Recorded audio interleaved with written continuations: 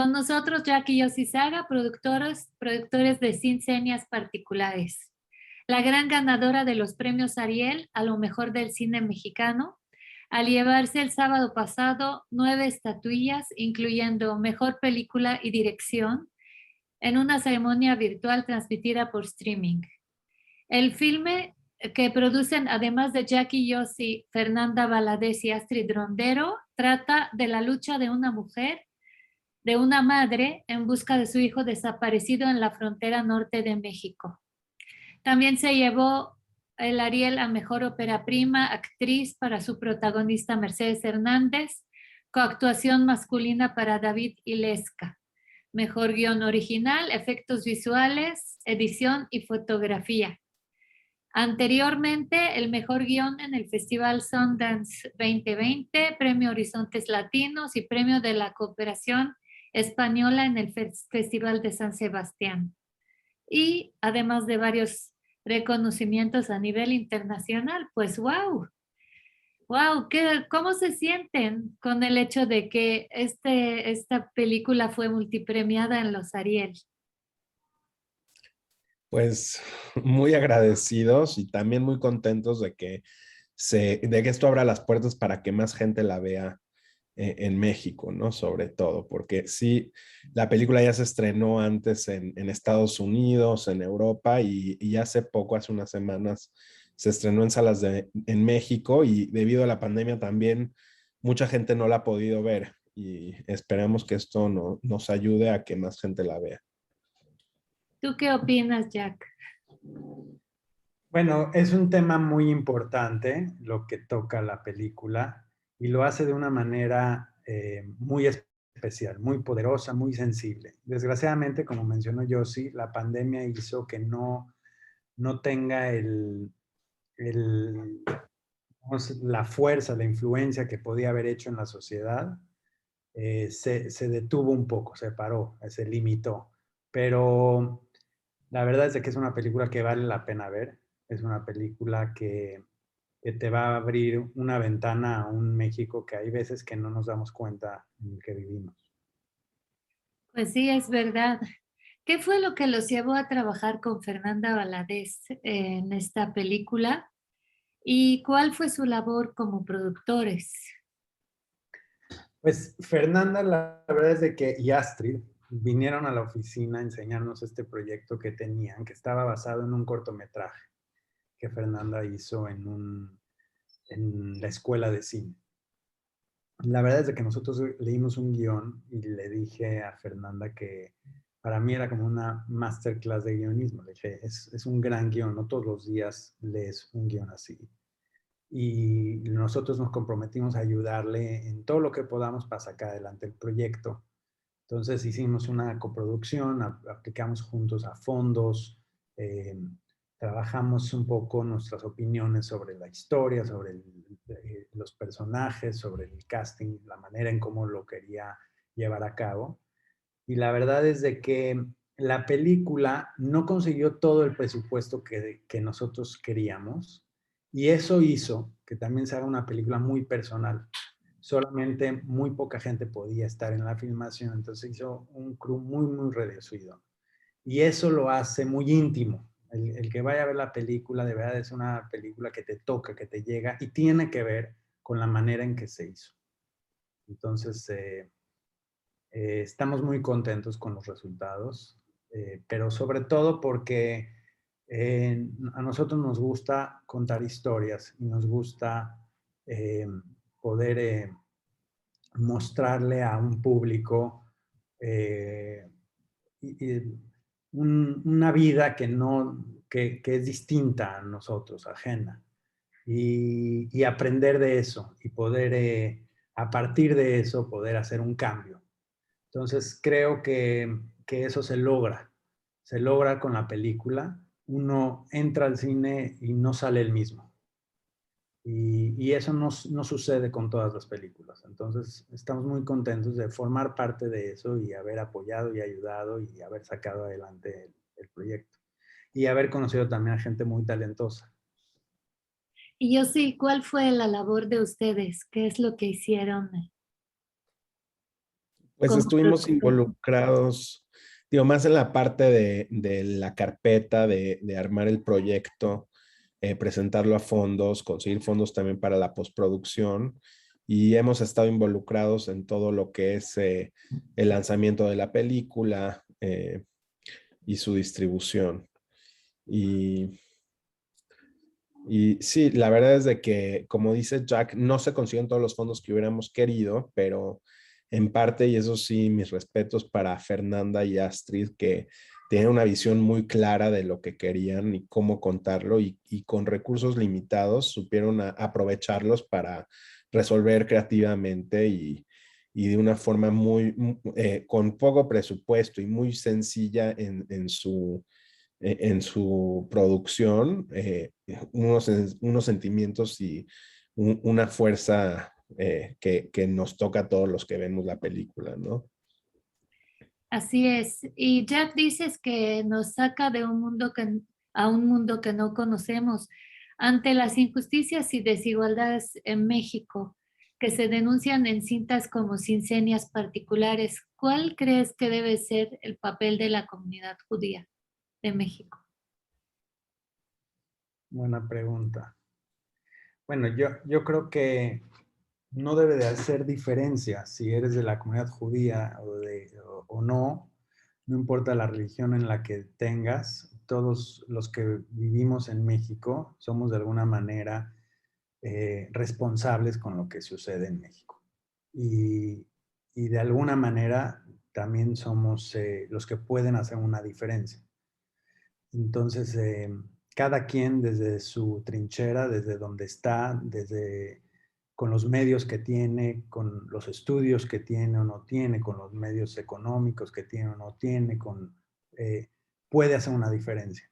Entonces, creo que desgraciadamente hay muchas cosas que pasan en este país que no están bien y, y que no se habla al respecto, porque a los que les pasa a veces no tienen la fuerza para que sean escuchados. Entonces, esta película lo que pretende es justo eso, darles voz. Y algo que también se toca en la película es de que esta problemática de las desapariciones es un problema que afecta a todas las clases sociales, o sea, no, nadie está exento de esto y muchas veces uno cree que todos los que desaparecen, no, es que estaban en malos pasos o estaban, y cada vez se ve más que no es el caso y que nosotros lo que pensábamos es que lo primero que uno tiene que tratar de hacer es entender por qué se da esta problemática. Entonces, eso es algo que Astrid y Fernanda se tardaron mucho en el guión tratando de analizar, de pelar todas las capas de esta cebolla, de por qué la violencia, por qué esto que estamos viviendo. Y creo que eso se consigue, o sea, se consigue abordar todo este problema a través de la ficción, que eso se me hace muy aplaudible porque no, he visto muchos documentales al respecto, pero de cierta forma cuando es tan crudo, cuando lo ves además todos los días en el periódico, lo que nos ha pasado es de que nos desensibilizamos del problema, lo tratamos de pasar por alto porque no es algo con el que puedes vivir todos los días y pensarlo y entonces lo que se logra con esta ficción es darle otra vuelta al problema, tratar de hablarlo de otra forma, de que nos toque más a fondo. ¿A dónde van a dar esas personas desaparecidas? ¿Ustedes tienen alguna teoría? Pues Mira, hay muchos casos, hay diferentes razones y diferentes, o sea, la verdad es de que lo que está pasando en México es algo que realmente es sorprendente. Yo hace poco estaba escuchando una entrevista de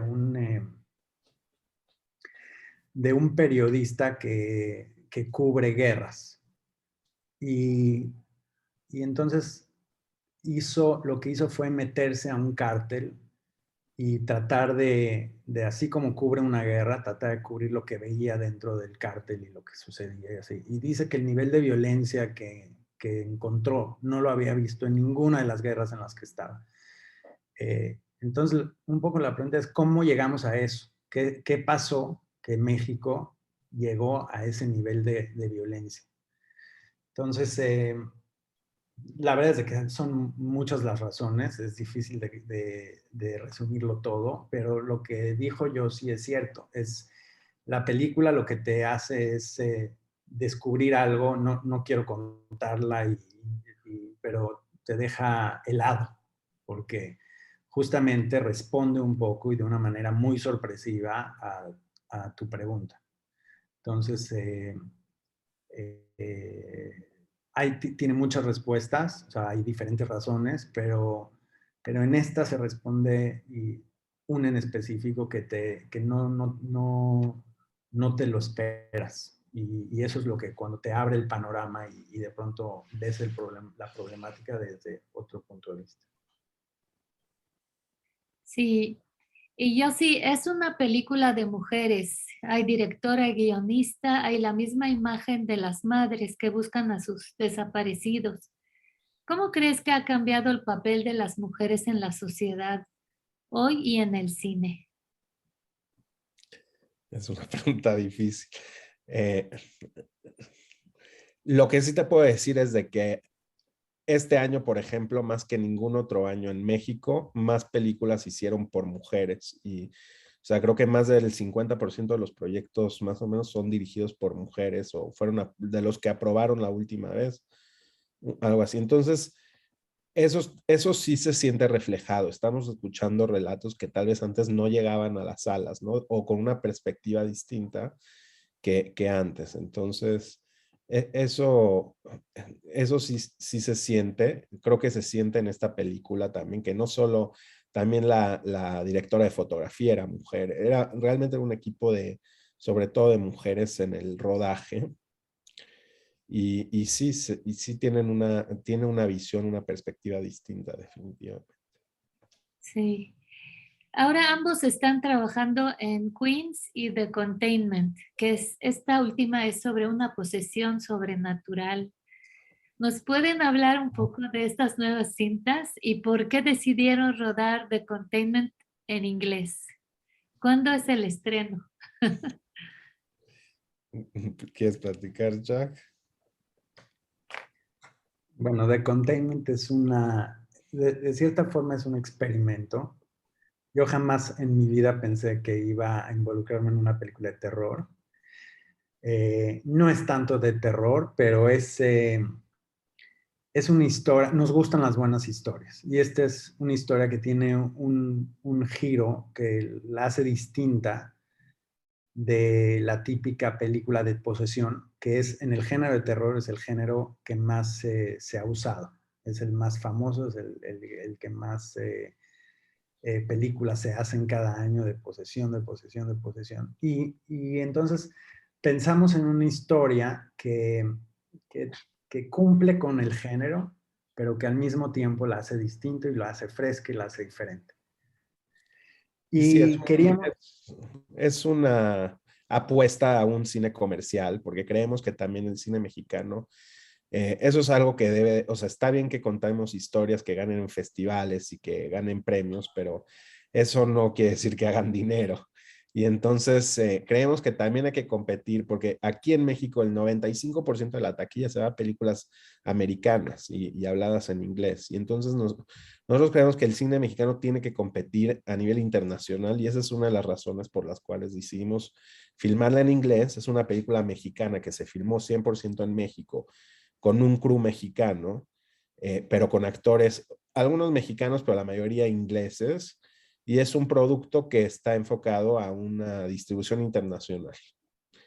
Pero es un experimento en el aspecto de que es la primera vez que se hace una película en México como si fuera americana, como si fuera una historia que pasa en Estados Unidos, entonces te cuesta una cuarta parte del presupuesto. Entonces, sí funciona, que eso es lo que vamos a ver en el futuro.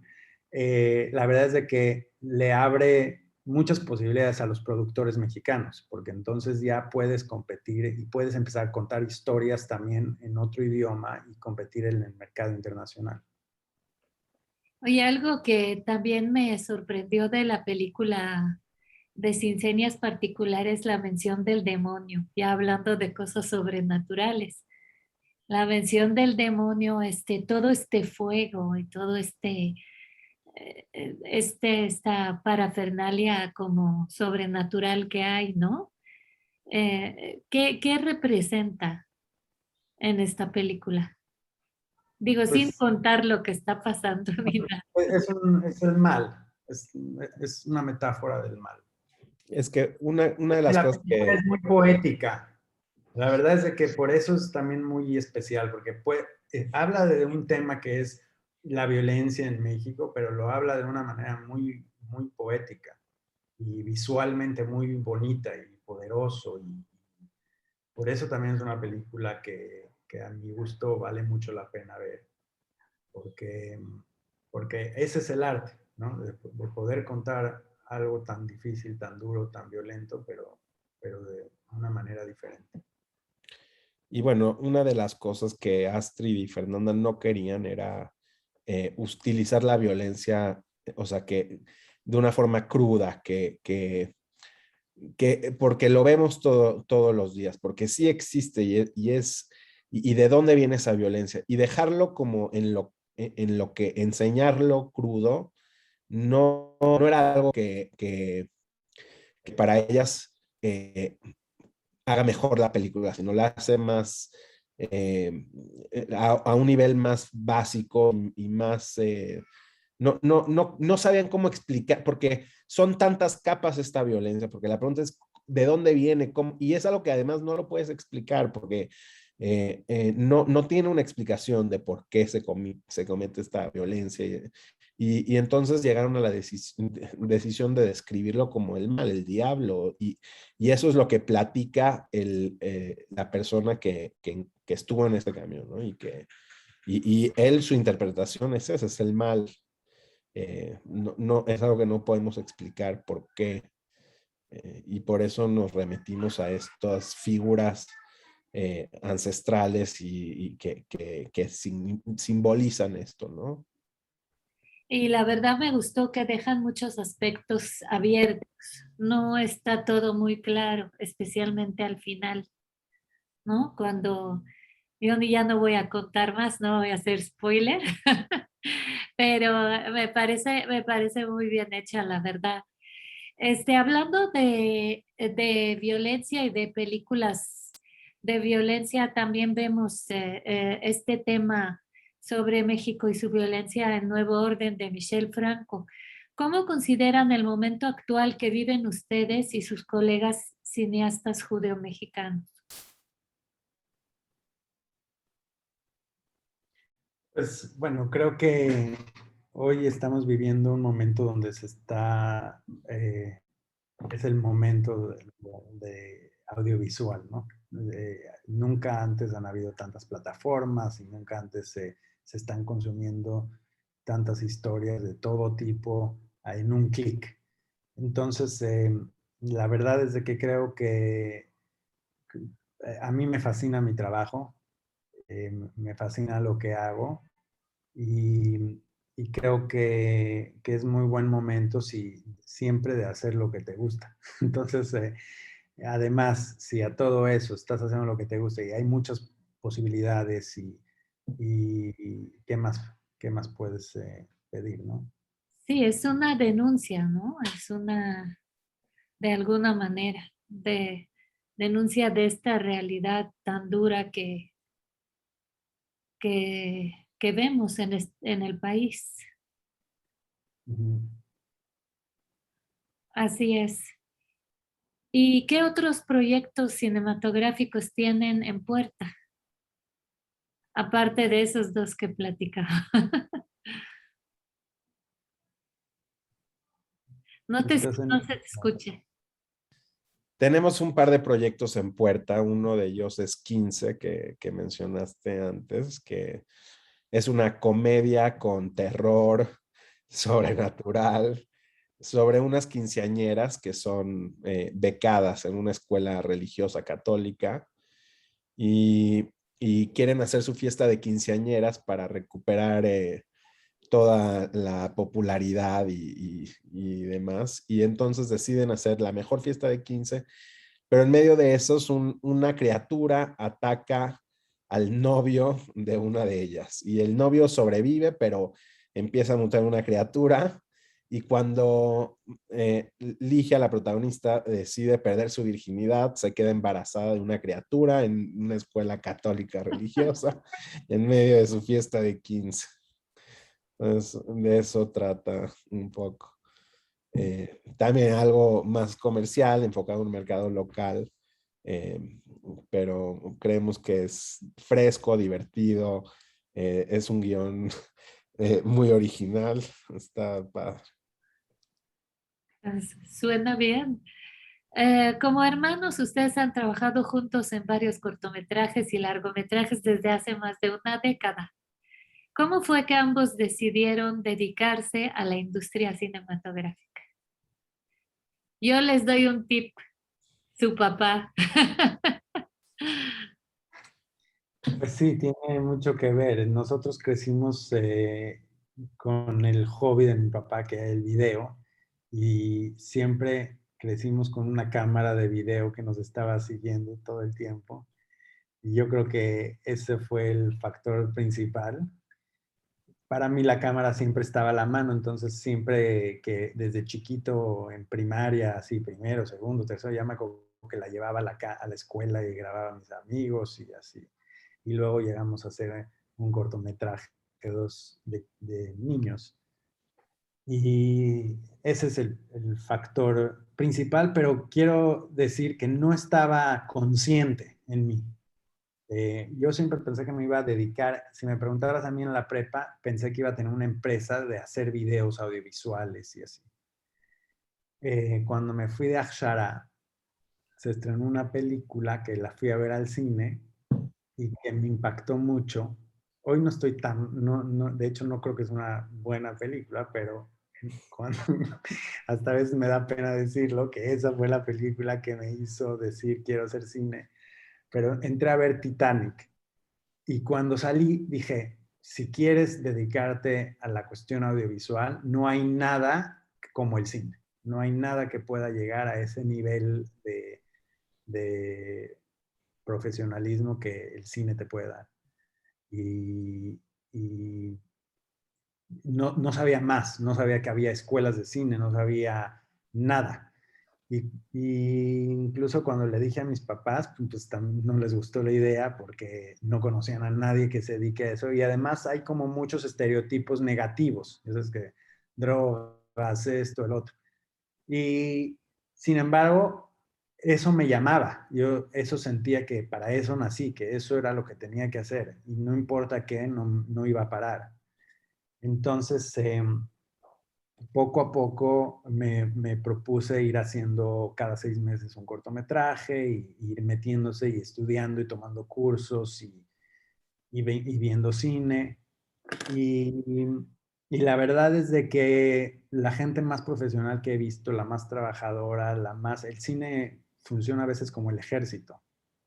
Eh, no he visto en otro trabajo algo que dices, necesitamos estar a las 3 de la mañana en el monte de ahí para grabar tal cosa y en punto están todos a las 3 de la mañana con todo preparado para grabar lo que se tiene que grabar. Eh, Realmente los todos, en mi experiencia, todo ha sido positivo. No he visto todos esos estereotipos negativos, no lo sé. Seguro existen y seguro existen abusos como en todos los trabajos y el movimiento Me Too empezó en el cine y así, pero la verdad es de que yo he visto muchas cosas buenas y en algún punto mi hermano estudió publicidad y yo le dije, yo estaba trabajando en Estados Unidos y regresé a México a hacer una película y en algún punto le dije, necesito que me ayudes, ven y vamos a hacer la película, ¿no? Y entonces mis papás al principio tampoco les gustó porque me dijo, no, tu hermano que tiene un trabajo estable, ahora lo vas a traer a que venga a hacer una película, ¿qué es eso? Y eso es como que Pero, y así, la verdad es de que así empezó y, y estamos muy contentos. La verdad, cada proyecto toma mucho tiempo. Alguna vez escuché una frase que uno escoge sus películas y así escoge su vida, porque la verdad son muy pocos los proyectos que puedes hacer en la vida y al final al escoger tus proyectos estás escogiendo tu vida. Y, y bueno, lo que dije, la verdad es de que para mí no hay nada más bonito que el cine y contar historias a través del cine y las emociones que uno puede generar en los demás, positivas y negativas, y de alguna manera es lo que te hace sentir vivo, ¿no? Te sientes vivo, es un trabajo que te sientes vivo, de eso se trata, de crear momentos donde esté la vida ahí. Yo sí que dices. No estoy de acuerdo. Yo venía del área de publicidad, pero enfocado en redactor, en escribir los anuncios. Me gustaba la creatividad, me gustaba también contar historias, pero también yo creo que en parte porque mi hermano ya había decidido estudiar cine, no me veía siendo como un guionista o algo así. Encontré en la publicidad algo que era creativo, que podía ser redactor y estaba trabajando en una agencia en Estados Unidos que hacíamos anuncios para Budweiser y para marcas muy, muy buenas y que permitían la creatividad, pero poco a poco sí me di cuenta que lo que es vender un anuncio, vender un producto, por más que puede ser divertido, se queda en algo muy, muy básico. Y cuando cuentas una historia sin tratar de vender un producto y puedes entrar a más profundidad un tema, eso obviamente me fue llamando la atención y por eso también que decidimos regresar y intentar en México hacer películas que justo se abrió la oportunidad del estímulo fiscal que ha ayudado, la verdad, mucho a la industria.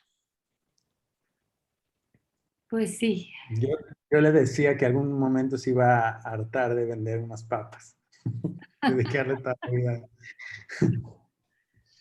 Pero fue, creo, lo que también te hizo ver que no estaba tan padre era cuando le pidieron hacer una campaña para que latinos se unan al ejército de Estados Unidos. Entonces, si ya hacías bien tu chamba, eso significaba que ibas a hacer que mucha gente se vaya a Irak y a Afganistán y así. Sí, justo estaba en la guerra de Irak y tenían la cuenta del US Army y teníamos que hacer publicidad para latinos en Estados Unidos. Sí, no está padre, la verdad. No, ¿Y qué se te había ocurrido para eso? no, son anuncios muy institucionales, pero tienes que hacer titulares o textos y lo que sea. El tema es que sí, ¿cuál es una buena publicidad? La que vende. Si tú consigues que más gente se meta al ejército y en parte, y si se mueren, luego estaba justo una noticia de que justo se estaban muriendo más latinos y negros que blancos. O sea, uno no sabe, sí, no sé, es un tema, no sabe uno lo que vende cuando estás haciendo publicidad, es lo que te toca, ¿no? Es duro. La verdad sí, está difícil. Pues qué bien que se pasaron del lado, que te pasaste del lado del cine. Jack, aparte de ser productor, hiciste una escuela en la comunidad. ¿Cómo va este proyecto? Pues a ver, es buen momento para hablar de la escuela, ¿eh? Porque todas las escuelas están pasando por momentos difíciles y Orsameag no es la única. Pero mira, yo lo mencioné hace un momento. Yo siempre sentí que cuando empecé a dedicarme al cine, que era mi llamado, era mi pasión, era lo que me gustaba hacer. En este caso, no sentía que era mi misión en la vida, pero era algo que tenía que hacer como papá, porque no iba a estar tranquilo sabiendo que existía una opción, un modelo educativo allá afuera que es mejor de lo que teníamos y que no se lo di a mis hijas porque era difícil, estaba complicado o por flojo o porque, ya sabes, o porque me iba a dedicar al cine y no a darles lo mejor. Entonces, así fue como empezó. Empezó porque empecé a leer unos libros de educación y me fui dando cuenta que los libros hablaban de, ya sabes, muchas inteligencias y hablaban de autodisciplina y de cosas que veo los años en los que se publicaron los libros y se publicaron en 1970 y yo me gradué en el 98 y me gradué de la manera más como tradicional que hay. Es así, y me digo, no puede ser que estos libros se publicaron hace 30 años y nadie, y no me tocó esto. Entonces, así fue como empezó Orsameag. La idea era hacer una escuela donde no solamente te enfoques en la parte académica, sino que también cada persona desarrolle su máximo potencial, se desarrolle de manera personal. Y entonces, la creatividad, la resiliencia, la autoestima es algo que se enseña, es algo que se puede aprender. Y, pero muy pocas escuelas lo consideran así. Entonces, en Orsameag, por ejemplo, tenemos en la misión está escrito algo muy sencillo, que es queremos hacer que los niños sean felices. Y pareciera de sentido común, pero al final eso es lo que todos los papás buscan, que sus hijos sean felices. ¿Y qué significa la felicidad? ¿Cómo se obtiene? Entonces, todo eso lo hacemos en Orsameag a través del Torah, Montessori y psicología positiva. Entonces, también creo que era una opción al principio cuando empezamos, me decían, bueno, pero ¿qué Torah? Y yo decía, pues Torah, ¿no? Como ¿qué Torah? Y ahí fue también cuando me fui dando cuenta de lo importante que esta escuela podía hacer una diferencia, podía ser una opción distinta de la Torah que hay en México y podías también hacer que muchas familias que no se encontraban y que no encontraban su espacio se acerquen al judaísmo con un judaísmo inteligente, práctico, que para tu vida diaria. Y entonces, así fue como empezó. Mucha gente se sumó al proyecto. Me sorprendió mucho que el primer año abrimos con 85 alumnos y era muchísimo. Y así fue aumentando, fue aumentando. La pandemia sí nos metió un poco en problemas porque niños chiquitos que no podían entrar en Zoom, etcétera, etcétera, se salieron y entonces empiezan problemas económicos y así. Pero la verdad es de que voy a aprovechar el espacio para decirle a la gente que está escuchando esto que si le interesa apoyar un proyecto que está cambiando la educación en México y en la comunidad y que es realmente importante que nos ayude porque lo necesitamos. Necesitamos apoyo económico, al menos este año, para salir adelante. Y también lo que necesitamos, ya que estamos haciendo la carta de Navidad, es un espacio.